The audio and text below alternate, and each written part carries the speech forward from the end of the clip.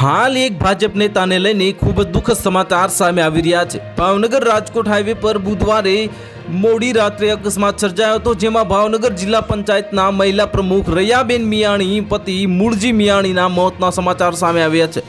આ બાઇક પર સવાર મૂળજીભાઈ અજાણ્યા વાહન સાથે અથડાતા ભાવનગરના ભાજપ નેતાનું મોત નીપજ્યું હોવાની માહિતી સામે આવી છે।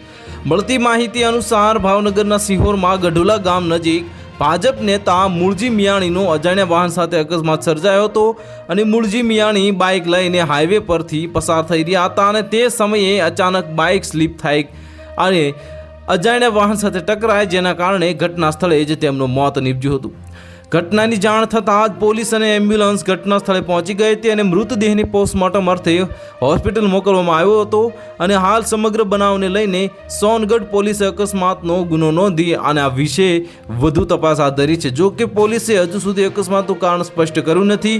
ભાજપ નેતાના મૃત્યુથી પરિવારમાં શોકનો માહોલ છે। ઘટનાની જાણ થતાં જ ભાજપના આગેવાનો તેમજ પરિવાર સિહોરની CSC હોસ્પિટલ ખાતે પહોંચ્યા હતા। નોંધનીય છે કે મૂળજીભાઈ મિયાણી કિસાન મોરચાના સભ્ય તેમજ ભાવનગર જિલ્લા પંચાયતમાં કારોબારી ચેરમેન રહી ચૂક્યા છે અને તેમની પત્ની રૈયાબેન મિયાણી પણ ભાજપમાં જોડાયેલા છે અને હાલ જિલ્લા પંચાયતના મહિલા પ્રમુખની જવાબદારી સંભાળી રહ્યા છે। તો હાલ માટે આટલું જ। મળીશું નવી અપડેટ સાથે। જો તમને અમારા વિડીયો પસંદ આવતા હોય તો વિડીયોને લાઇક કરી દેજો, ચેનલને સબસ્ક્રાઇબ કરી બાજુમાં આવેલા બેલ આઇકનને દબાવી દો, જેથી તમને આવા સમાચારની અપડેટ મળતી રહે।